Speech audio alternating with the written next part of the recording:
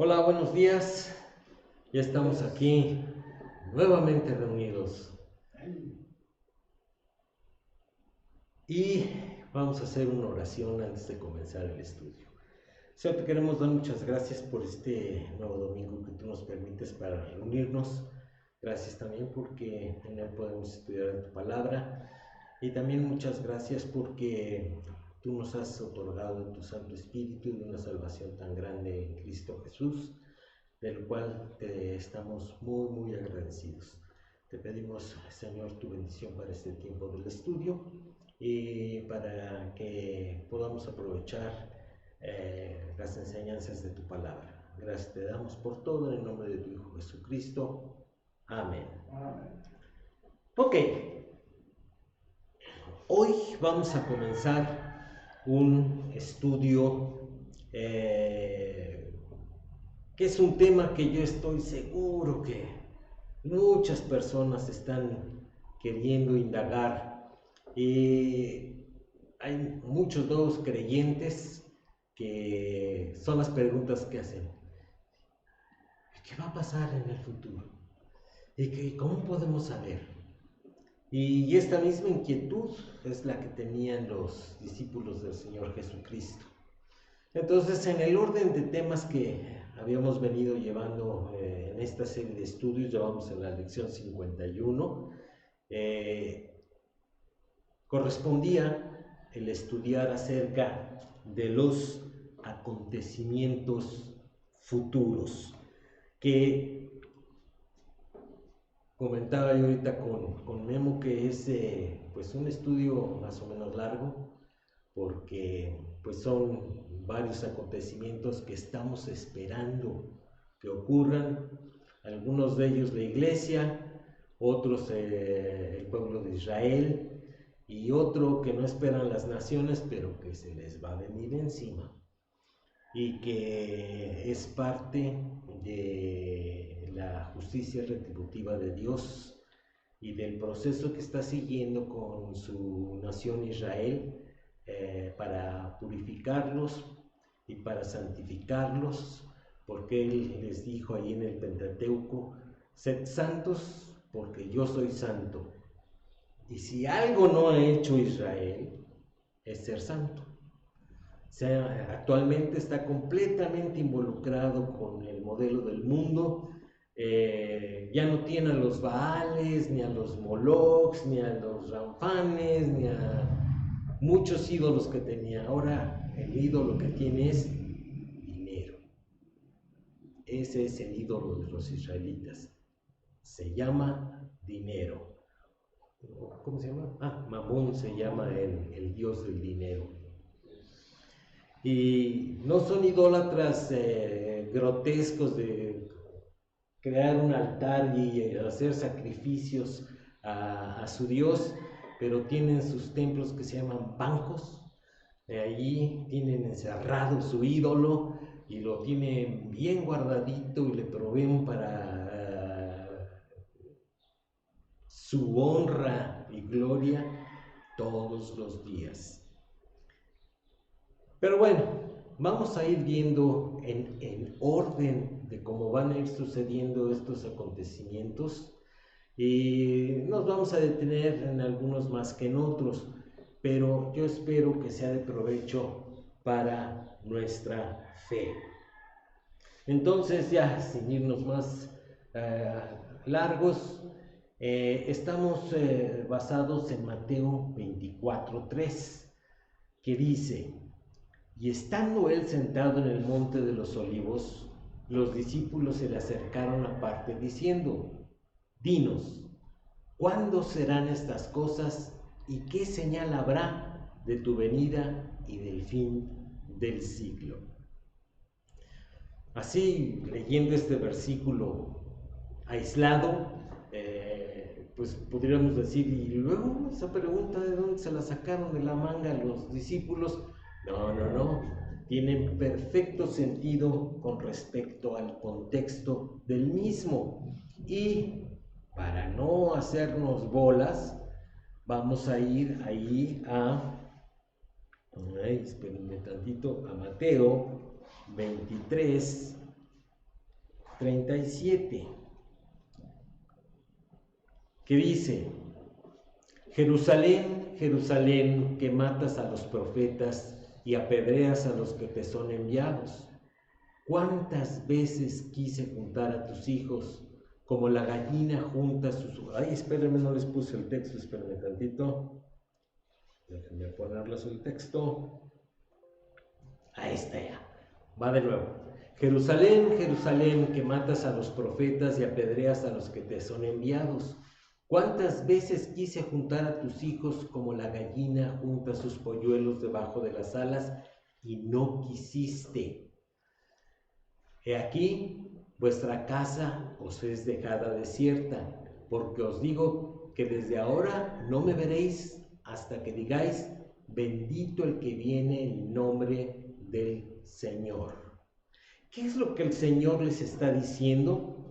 Muy bien, ellos estaban saliendo del templo y el Señor les está anunciando de manera profética que ese templo iba a ser dejado desierto y que Él, sí, no iba a ser visto hasta que Él regresara y le dijeran: bendito el que viene en el nombre del Señor. Pero continúa nuestro pasaje. Cuando Jesús salió del templo y se iba, se acercaron sus discípulos para mostrarle los edificios del templo. Respondiendo a él les dijo: ¿veis todo esto? ¿Qué? El templo. De cierto os digo que no quedará aquí piedra sobre piedra que no sea derribada. Y entonces viene la pregunta de los discípulos. Y estando él sentado en el monte de los olivos, o sea, todavía llegaron hasta el monte de los olivos, los discípulos se le acercaron aparte, diciendo: dinos, ¿cuándo serán estas cosas y qué señal habrá de tu venida y del fin del siglo? Bueno, aquí notemos que en el monte de los olivos es donde se dieron varios prédicas del Señor, y aquí llegaron al monte de los olivos y los discípulos, ¿sí?, se le acercaron aparte. Esto es, no fue una enseñanza generalizada para todas las personas que le seguían, sino solamente para sus discípulos, y le preguntaron: dinos, ¿cuándo serán estas cosas? ¿Qué cosas? Pues ya lo vimos en el contexto: la destrucción del templo y su segunda venida, porque no podían hablar de la primera venida, ya estaba el Señor en medio de nosotros. Dice: ¿y qué señal habrá de tu venida y del fin del siglo? Entonces, vemos ahí aparentemente tres preguntas. ¿Cuándo? ¿Qué señal? De la venida y del fin del siglo. Pero eso de la venida y del fin del siglo es la misma pregunta, porque correspondía al segundo advenimiento de Jesucristo, el fin de la era. Y como vamos a ver con calmita cuando Memo nos predique los capítulos 7, 8, 9, 10, 11, 12 de Daniel, los judíos sabían que el tiempo de los gentiles iba a dominar y que ese tiempo iba a terminar y que también Israel iba a ser nuevamente redimido y que iba a reinar con el Mesías por siempre jamás. Y eso es lo que ellos esperaban. Ellos no esperaban otro evento más que la segunda venida de Cristo o el advenimiento del Mesías triunfador para reinar en gloria, y ellos con él. Por eso es que estaban queriendo saber cuándo, qué señal de la venida y del fin del siglo. Pero el Señor, sí, utiliza todo el resto del capítulo 24 y el 25 para explicar todo lo que debía de suceder antes, O sea, sí, les habla de las señales y del fin del siglo, pero no se los dice claramente. ¿Por qué? Porque a final de cuentas es un evento o son una serie de eventos que están en la pura potestad del Padre. Ahora, yo aquí tengo que hacer una aclaración. El tiempo de Dios no es como el tiempo nuestro. Si bien Dios permitió que el hombre pudiera utilizar la creación de Dios, esto es, el paso de los días por la salida del sol, su ocaso, la luna, etcétera, el movimiento de las estrellas, para calcular el tiempo, Dios no se mueve en la misma dimensión de tiempo que nosotros. En el cielo no hay tiempo como nosotros lo conocemos. La única medida del paso del tiempo en el cielo es el cumplimiento de la voluntad directiva de Dios. Entonces, cuando el plan de Dios se va cumpliendo, va avanzando, es como se conoce que avanza el tiempo en el cielo. Por eso es que nadie en esta tierra, ni aún el Señor Jesucristo, ¿por qué? Porque Él había aceptado no utilizar sus privilegios de ser Dios mientras estuvo en medio de nosotros, ni Él sabía el tiempo. Dice que ni aún los ángeles lo saben. Esto es porque los ángeles están esperando el siguiente acontecimiento. No están esperando un año, un mes, un día, una hora, un segundo. No, ellos están esperando cuando Dios diga, hágase esto. Y entonces ellos saben que el tiempo avanza. Bueno, eso es lo que sucede en Mateo 24 y 25. Él empieza a dar la explicación de eventos que iban a ocurrir en el futuro de ellos. Y los que vamos a ver a partir de hoy también están en el futuro nuestro.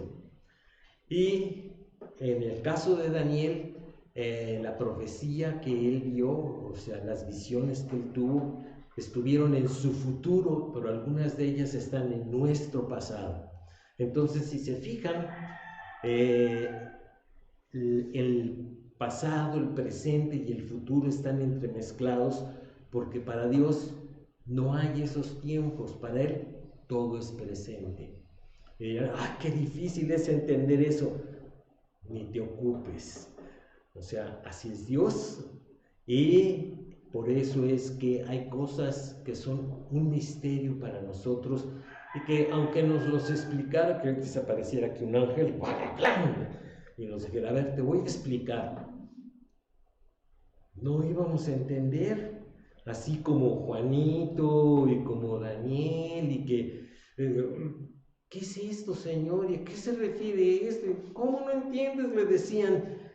Pues, son cosas que los humanos estamos muy limitados en cuanto al entendimiento de una dimensión que nos sobrepasa por mucho, pero por mucho.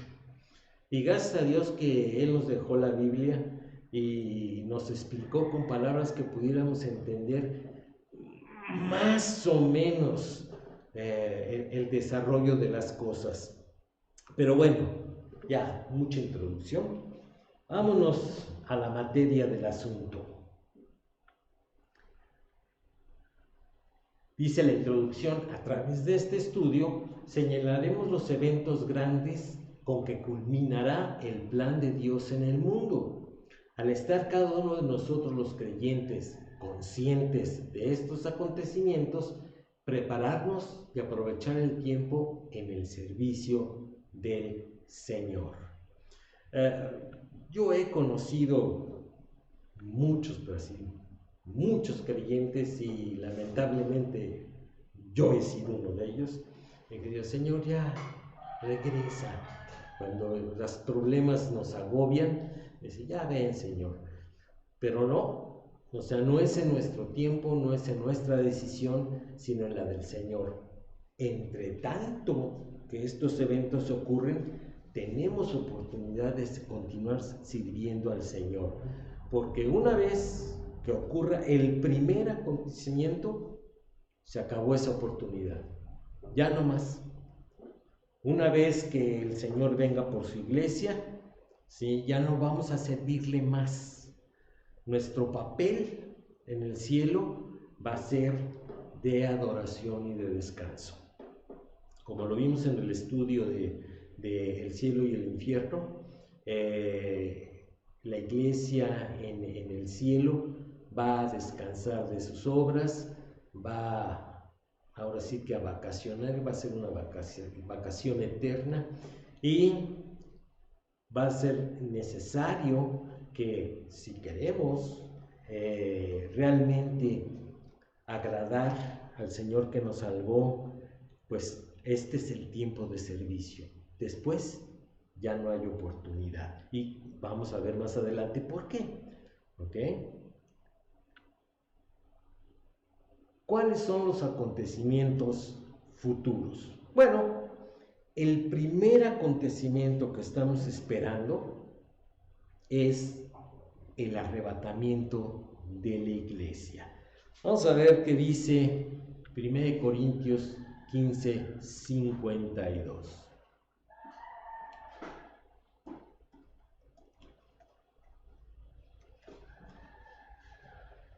En un momento, en un abrir y cerrar de ojos, a la final trompeta, porque se tocará la trompeta, y los muertos serán resucitados incorruptibles, y nosotros seremos transformados.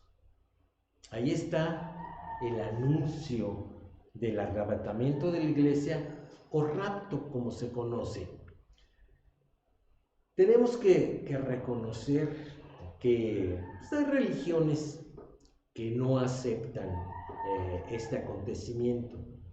Algunos lo ubican antes de la tribulación, otros durante la tribulación, otros después de la tribulación, otros de plano dicen, no hay rapto. O sea, Pablo está hablando alegóricamente, no le hagan caso a Pablo. No, pues eso no puede ser posible, ¿no? Tenemos que aclarar que, ¿cómo le llamaríamos? La corriente doctrinal o teológica que nosotros seguimos es pretribulacionista. Esto es, el rapto ocurre antes de la tribulación. Porque hay gente, ¿sí?, que no lo cree así, y no cree tampoco que vaya a haber un milenio, y bueno, un relajo. Y sobre todo aquellas religiones que están basadas en las doctrinas de hombres y no en la palabra de Dios. Por ejemplo, aquellos que siguen las doctrinas de Betty White, pues ellos no creen que vaya a haber milenio, no vaya a haber rapto. Es más, hasta tienen dudas de que vaya a haber vida espiritual después de. O sea, pues entonces, ¿qué creen? Creen unas cosas muy retorcidas. Otros, como los testigos de Jehová, no creen tampoco que vaya a haber rapto, no creen que vaya a haber milenio, ¿sí? No creen en la vida después de la vida. O sea, bueno, esto es para darles una idea. Por eso es tan importante que estudiemos estos temas, porque la Biblia habla de ellos y tenemos que esperar que estos eventos sucedan. Vamos a ver con calmita el arrebatamiento de la iglesia. Bueno, es un evento esperado con ansia, gozo y paciencia. Ya se fugó la Onix. Vámonos a Santiago 5, 7 al 8. Ay, espérenme. No se quieren poner, hasta que se ponga acá. Ay, mira. No quiere. Ahí está. Dije Santiago 5, 7 y 8.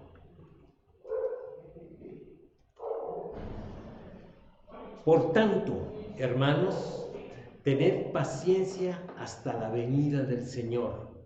Mirad cómo el labrador espera el precioso fruto de la tierra, aguardando con paciencia hasta que reciba la lluvia temprana y la tardía. Tened también entre vosotros paciencia y afirmad vuestros corazones, porque la venida del Señor se acerca. Ahora, aquí tenemos que hacer una aclaración. El arrebatamiento de la iglesia no es lo mismo que la segunda venida de Cristo. ¿Por qué? Porque en la segunda venida de Cristo, todas aquellas profecías que hablan de ese evento, el Señor regresa a vencer a sus enemigos, a restaurar a Israel y a asentarse como el Rey de gloria aquí en la tierra durante un periodo de 1000 años que es el milenio. En el arrebatamiento no ocurre ninguno de estos eventos. Lo único que ocurre es, como vimos ahí en 1 Corintios, es que los muertos en Cristo, esto es, aquellos que ya murieron en la fe de Cristo, en donde aceptaron a Jesucristo como su Salvador personal, ¿sí?, serán resucitados y sus cuerpos se unirán a sus almas y serán cuerpos glorificados los que se les den, y los creyentes que estén vivos serán transformados en sapos, no, transformados en un cuerpo glorificado. ¿Y cómo es un cuerpo glorificado? Como el del Señor Jesucristo. ¿Por qué? Porque la salvación o la redención que el Señor nos prometió otorgarnos es completa, esto es en cuerpo y alma. Entonces, cuando nosotros aceptamos a Jesucristo como nuestro Salvador, es nuestra alma la que ya está redimida, esto es, sacada del mercado, rescatada de la condenación, y viene a formar parte de la familia de Dios.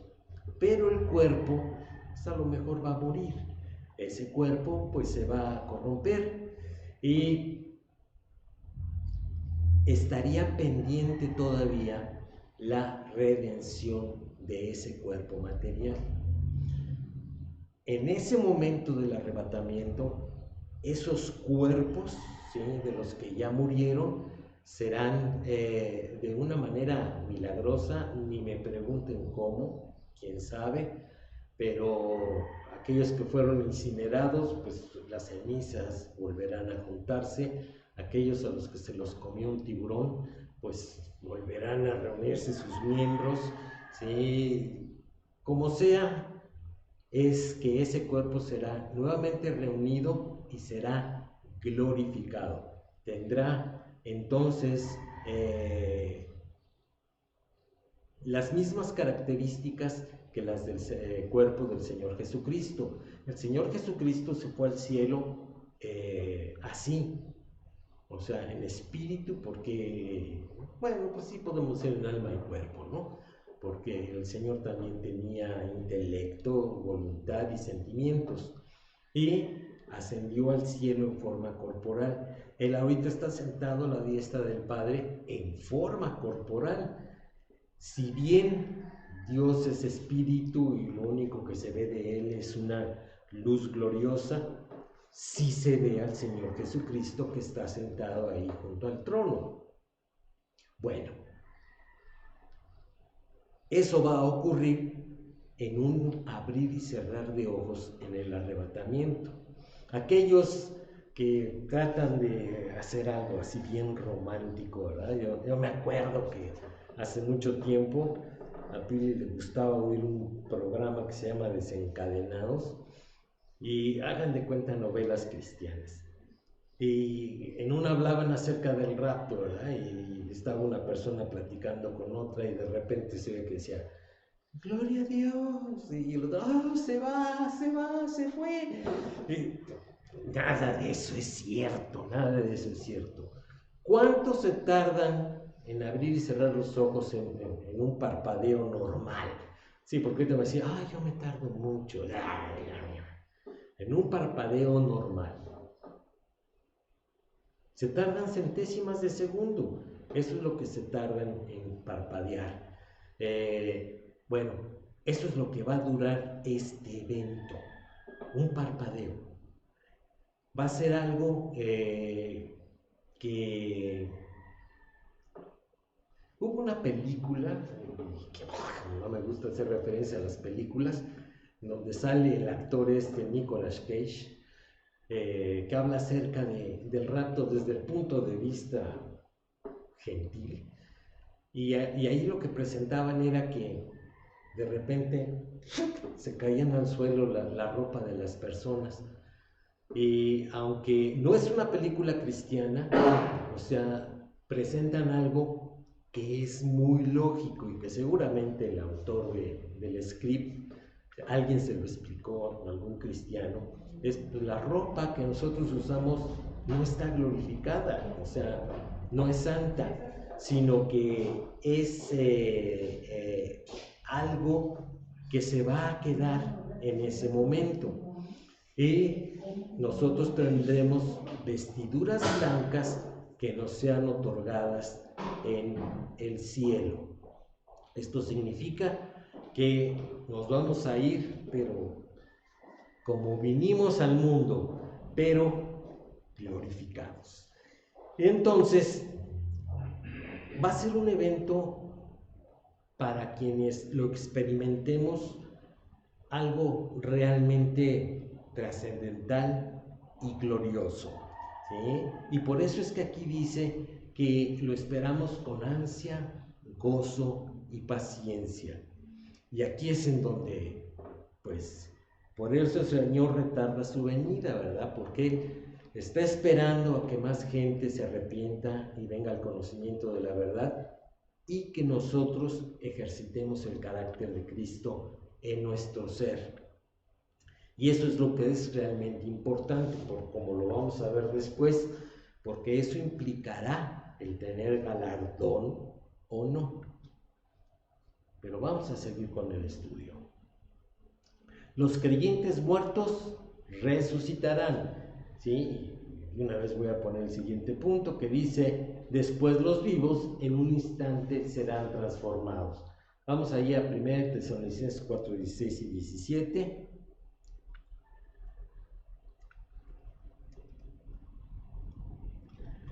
Que ya no me los vamos a leer porque ya los expliqué. Porque el Señor mismo, con voz de mando, con voz de arcángel y con trompeta de Dios descenderá del cielo, y los muertos en Cristo resucitarán primero. Luego, nosotros los que vivimos, los que hayamos quedado, seremos arrebatados juntamente con ellos en las nubes para recibir al Señor en el aire, y así estaremos siempre con el Señor.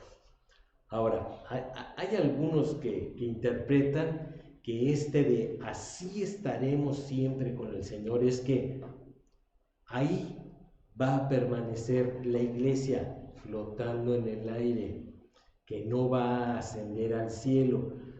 Yo no sé de dónde sacan esa interpretación. Aquí lo que dice, así estaremos siempre con el Señor. Esto es, a partir de ese momento, siempre estaremos con el Señor. No hay nada que nos pueda apartar, ¿sí? Vamos a la casa, vamos a ver más eventos más adelante en donde pues va a haber una boda, va a haber unas cenas, ¿sí? Va a haber un regreso en gloria, o sea, pero todo con el Señor, con el Señor.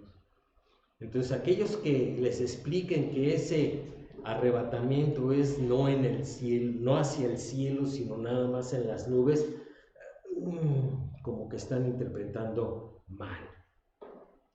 Y fíjense cómo aquí utiliza la palabra arrebatados juntamente con ellos en las nubes. Y la palabra en griego que se utiliza aquí es arpazo y suena como a zarpazo, ¿verdad? Esta palabra significa algo que es quitado de repente, o sea, en donde la persona no interviene, sino que es tomada por alguien más para sacarla de donde está y llevarla a otro lugar. Entonces, por eso es que el Señor, ¿sí?, en su misericordia, utiliza este evento, porque inmediatamente después de este evento, como aquí lo dice el siguiente punto, ¿sí?,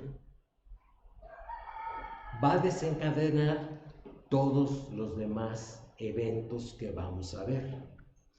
Y sobre todo va a ser un testimonio de Dios a todas las naciones incrédulas, ¿sí?, para confirmar que el Evangelio es la verdad.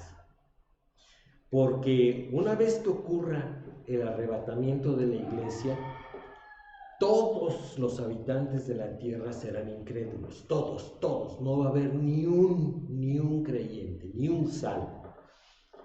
Quizá en el tiempo de la tribulación algunos entren en razón, se arrepientan y acepten a Jesucristo como su Salvador, pero ya no van a tener la promesa del Espíritu Santo, sino que en sus fuerzas van a tener que soportar todas las aflicciones de la tribulación.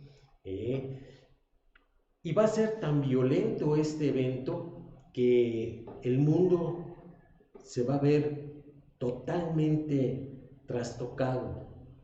Y hagamos cuentas así, vamos a hacernos los locos un ratito, así como Pablo. ¿Cuántos habitantes hay en el mundo?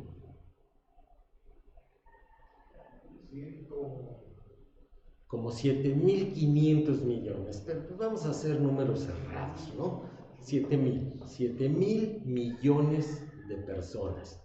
Según la estadística, que quién la sacó, el 3% son creyentes. ¿Cuánto es el 3% de 7.000?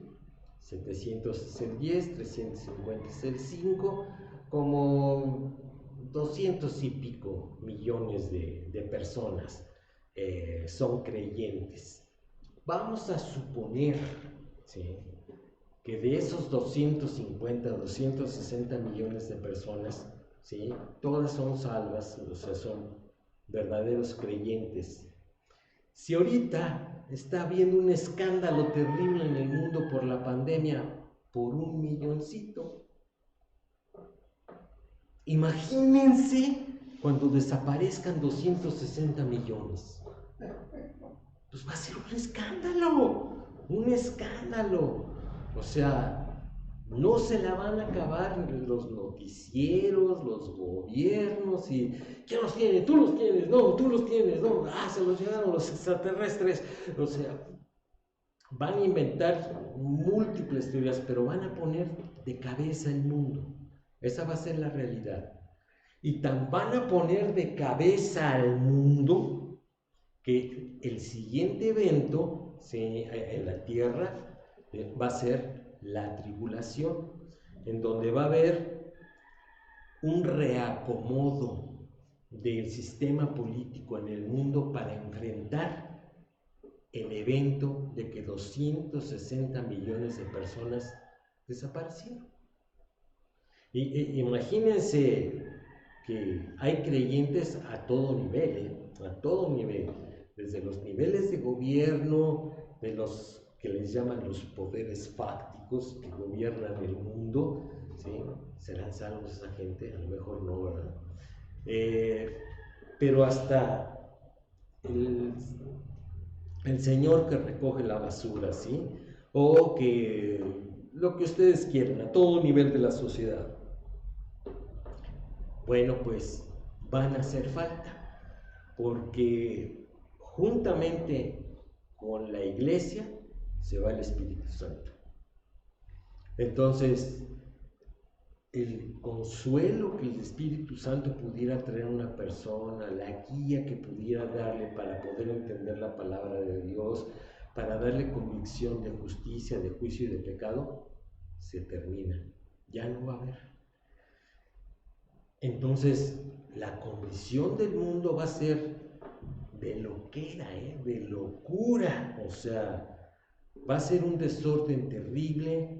Todo mundo va a inventar sus teorías, van a surgir gente que la va a explicar, pero lo que en realidad va a suceder es que el mundo se tiene que reacomodar. Y entonces las naciones como nosotros las conocemos van a dejar de existir. La Apocalipsis nos habla acerca de que van a surgir reinos, reyes, algunos van a caer, van a quedar 10 y esos 10 se van a hacer una confederación.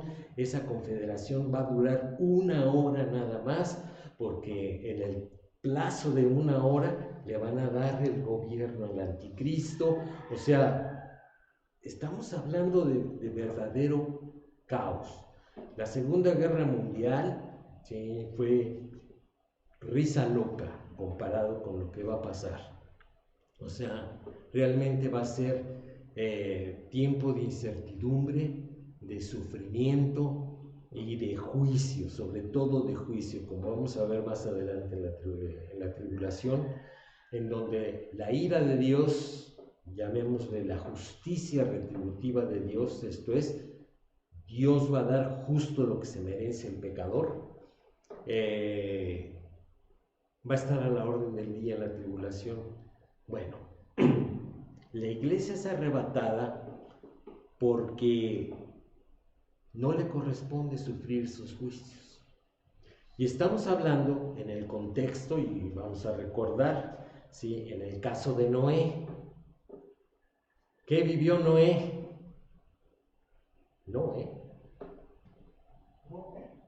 El diluvio fue un juicio de Dios al mundo. Noé fue rescatado juntamente con su familia para que no sufriera ese juicio. Otro, Lot.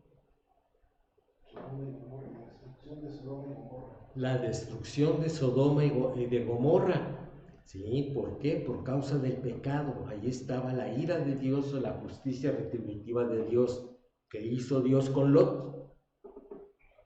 Lo rescató antes de que el juicio ocurriera. Tenemos otro caso, la toma de Jericó. ¿Qué pasó ahí en la toma de Jericó? Salvó a Rahab, ¿sí?, por haber ella confiado en Dios y haber salvado a los espías. ¿Sí? Dios le preservó la vida a ella y a su familia.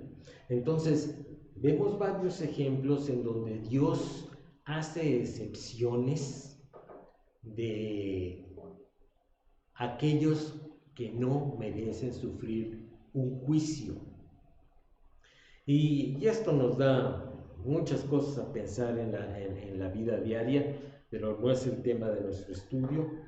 Y lo que nos debe de quedar bien presente es que es un acto de la misericordia, del amor y de la promesa de Dios de preservarnos del juicio.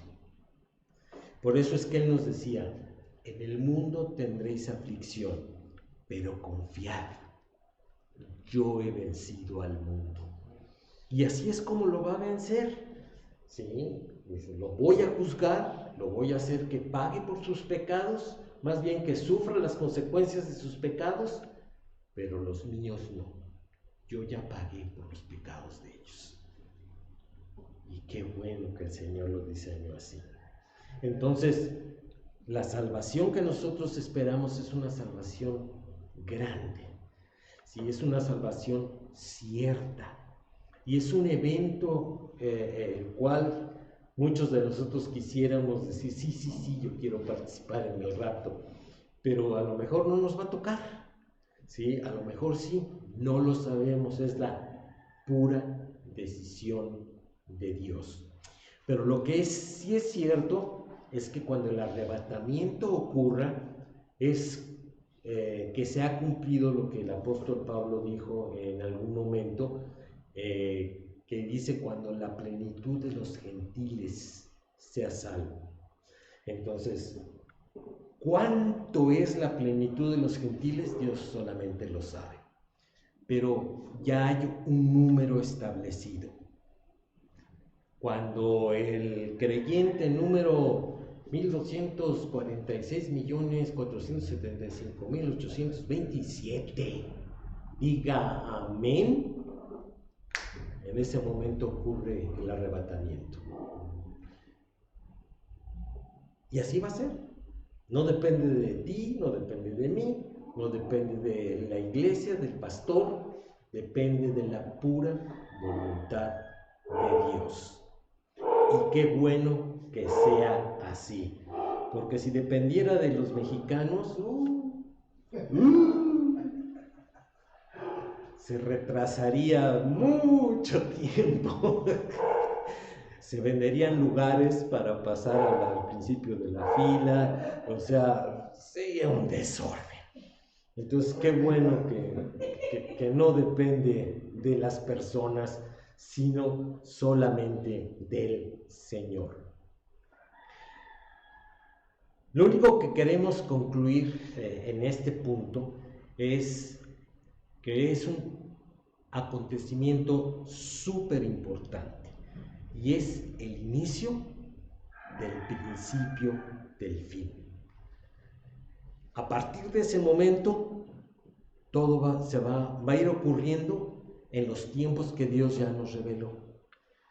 Una vez que el arrebatamiento de la iglesia ocurra, podemos decir claramente, ¿sí?, que en 1700 y piquito de días y años, ¿sí?, o sea, 1007 años y piquito de días, ¿sí?, serán los cielos nuevos y tierra nueva.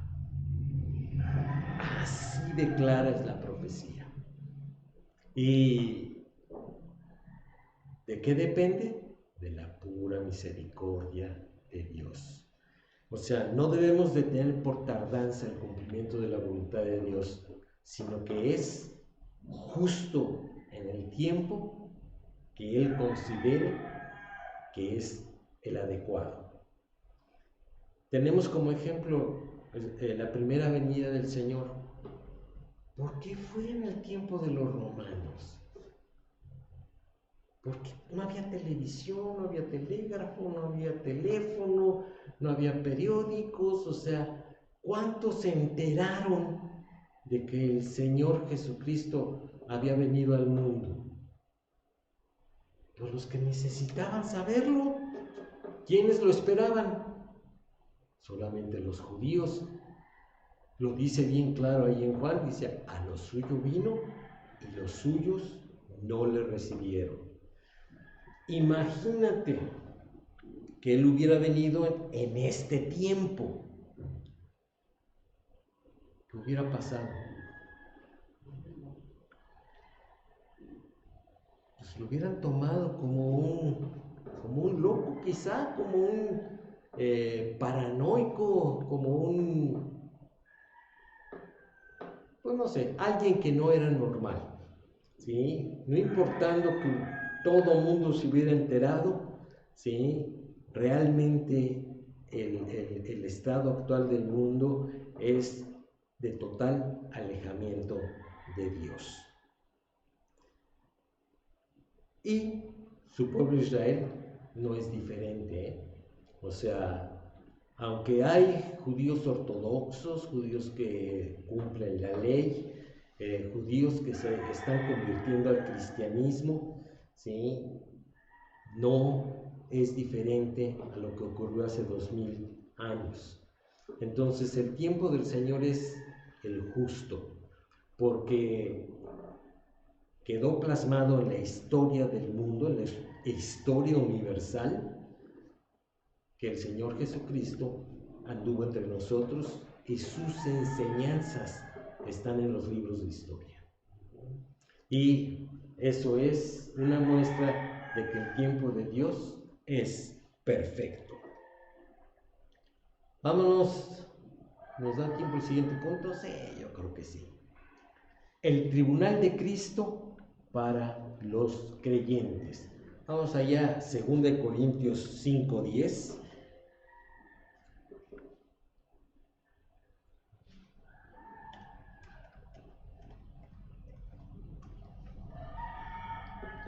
¿Por qué ya lo puse. ¿Por qué es necesario que todos nosotros comparezcamos ante el tribunal de Cristo, para que cada uno reciba según lo que haya hecho mientras estaba en el cuerpo, sea bueno o sea malo?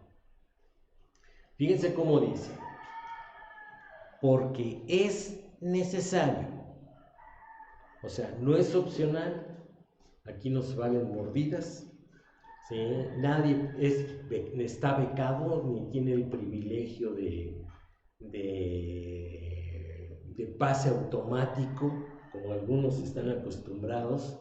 ¿Sí? Es más, aún los apóstoles van a pasar por ahí, porque era el temor de Pablo. Dice: yo, habiendo sido heraldo, ser yo eliminado, o sea, y no obtener galardón completo. Entonces, todos nosotros comparezcamos ante el tribunal de Cristo. Dice, para que cada uno, esto es, no hay excepciones, y cada uno en particular reciba según lo que haya hecho mientras estaba en el cuerpo, sea bueno o sea malo. ¿De qué cuerpo está hablando aquí? ¿La iglesia? ¿Por qué? El cuerpo físico, pero... No, tienes razón, pero ¿por qué? Porque lo que podemos hacer antes de estar en el cuerpo no sirve de nada. Porque todo aquello que pudimos haber hecho, bueno o malo, lo bueno nos sirve y lo malo ya lo perdonó Cristo. Entonces, realmente para el tribunal de Cristo es desde el momento en que comenzamos a ser creyentes en adelante. Ahí es en donde se empieza a contabilizar, ¿verdad? A lo mejor hay por ahí un ángel que está acá con su plumita, ¿sí? ¿Qué hizo Memo? Hizo bueno. Bueno. Dice, acá hizo malo. Entonces acá. ¿Qué va a ser lo bueno y lo malo? Porque ahí está calificado, ¿verdad? Bueno o malo. Primero, ¿quién califica? ¿Califica? Sí, ¿quién dice que es bueno o que es malo? Señor Jesucristo. Es el único, ¿verdad? Porque Él es el juez. Solamente el Señor Jesucristo puede decir que es bueno y que es malo. Ahora, pero sí tenemos luz respecto a qué es bueno y qué es malo. Yo creo que tiene que ver ahí mucho con obediencia. En cuanto a, ya que aceptamos a Cristo, dice Efesios 10, creados para buenas obras, ¿cómo así? Creados En Cristo Jesús para buenas obras. Entonces, para la cual debemos caminar en ellas. Finalmente tenemos que estar haciendo esas obras que tienen que ver con la obediencia en cuanto a mandamientos que tenemos para nosotros, en cuanto a cosas buenas que tenemos que hacer con las personas. Yo creo que lo principal es, en cuanto a buenas cosas, pues predicar el evangelio, ¿no?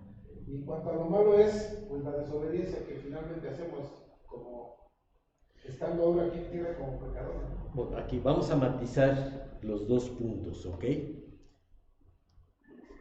Fuimos creados para buenas obras. ¿Qué significa esto?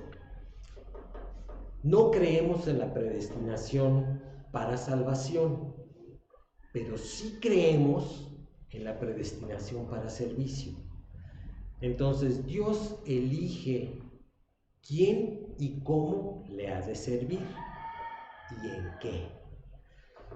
Una vez que nosotros decimos amén para recibir a Jesucristo, estamos predestinados para un servicio a Dios, un servicio que Él escoge y Él actúa en nosotros a través del Espíritu Santo para capacitarnos, para estar preparados, para caminar ese camino de buenas obras de acuerdo a su voluntad.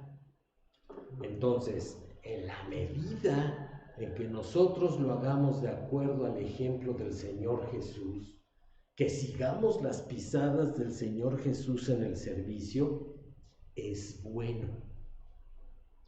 Pero será malo cuando nosotros o desobedezcamos o lo hagamos en nuestras fuerzas, o de acuerdo a nuestra voluntad. Entonces, eso va a ser lo bueno y lo malo. Yo puedo estar haciendo la obra de Cristo, ¿sí?, en mis fuerzas y porque no me queda de otra, porque no me vaya a castigar Dios. ¿Eso es bueno o es malo? Pues es malo, definitivamente es malo. Eso es lo que se va a tratar el tribunal de Cristo. Entonces, habrá algunos que lleguen delante del Señor y el Señor les pregunte: a ver, Matienzo, yo quería que tú hicieras esto, ¿por qué no lo hiciste? Y ahí el Martín se va a poner como la chilindrina, sin poder explicar el por qué. Y la única respuesta va a ser: porque no quise. Órale.